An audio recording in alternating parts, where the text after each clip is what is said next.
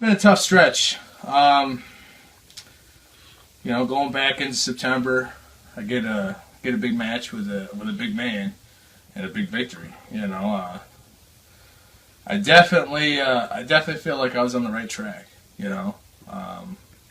And then Bobby did what Bobby did, and I've had a lot of time to think about it. Do I blame him for doing it? No, but it is what it is, and time to focus and get back to it in January. So.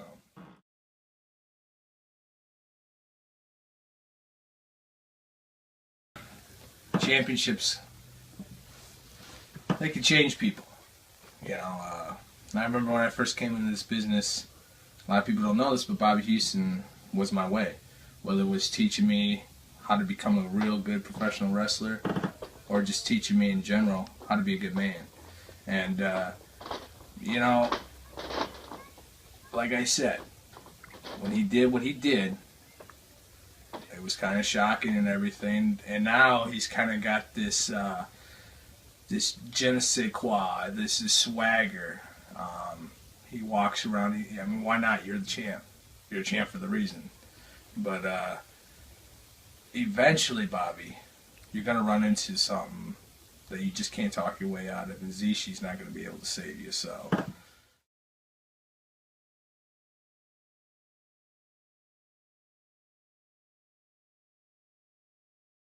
Well, there's a lot of good up and coming talent.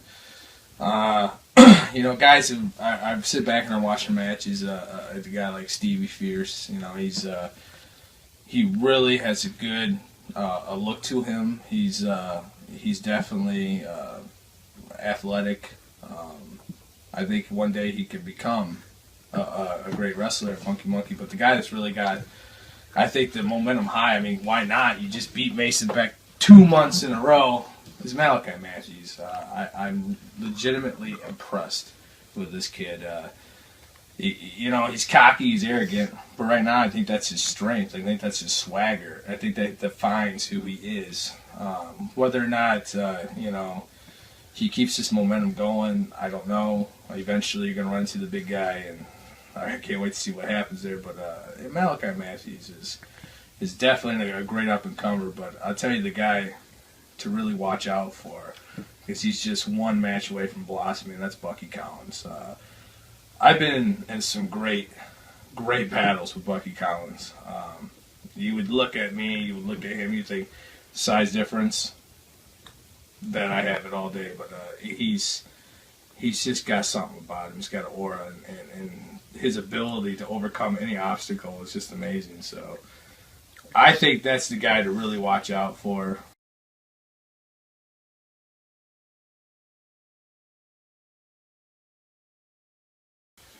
A rumble is the quickest way to guarantee getting back on top of the mountain.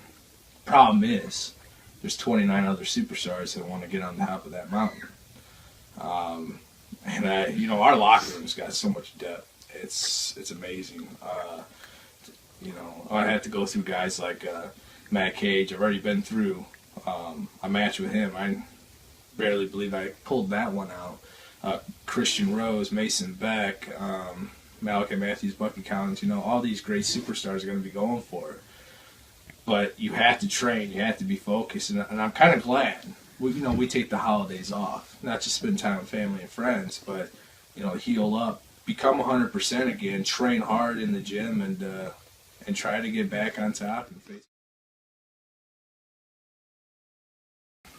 Since season 1 began back in the first birthday bash a couple years ago, there's been a lot of great moments at Funky Monkey. My favorite moment is every time I walk through that curtain and hear the crowd just explode for Judd.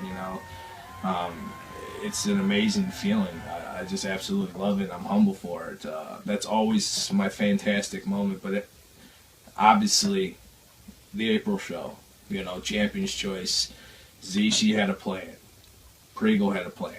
Well, guess what? Judd had a plan that night, and to go 32 minutes with Matt Cage, pull probably the biggest win of my career over a guy like Matt Cage, and then while I'm down, to pull whatever I had to pull out of me that night to to get the victory over Tyler Perigo and win the belt, that's a feeling, a moment that can never be duplicated, replicated, all in between. Because that was a great moment for me. Not only who I had to beat that night, but to win my title, my first ever title in professional wrestling, and to do it in front of my home crowd. I mean, that's my greatest moment right there. You know, I'm never one of these guys that want to talk about, you know, what the future is. Obviously, there's always been a lot of questions, age, health, all that stuff. My number one goal is to get back to be number one contender, to another chance at the title, win the title. That's always your number one goal in this business. But I think the future's bright for Funky Munky because the fans. You know, they're dedicated, whether they drive an hour, 2 hours, or it's in their own backyard. They make sure they're there every single event. And, you know, you don't hear it enough from us, but I know, speaking for me and a lot of the professional wrestlers, we thank you, we love you, we appreciate the support. Defend Indie Wrestling. You guys make Funky Munky. Without you, there is no Funky Munky. So that's where the future's going. I think this business has a tremendous uprise in 2015. And it's, like I said, it's because of you. And I'm just happy to be a part of it and give it up my all and try to get back on top and win that title. So, you know, January 3rd, 2015. I'll be the first to say that. But that's where it starts for Judd. And I can't wait. I mean, I'm going to enjoy the holidays. Right now I'm recuperating. As you can tell, I just got done working on it. I had to work off that turkey and giblets and all that good stuff. But enjoy the holidays. But remember, the best Christmas gift is a Funky Munky wrestling event on January 3rd. We're over the top Rumble. That's where I start my ascent back to the top.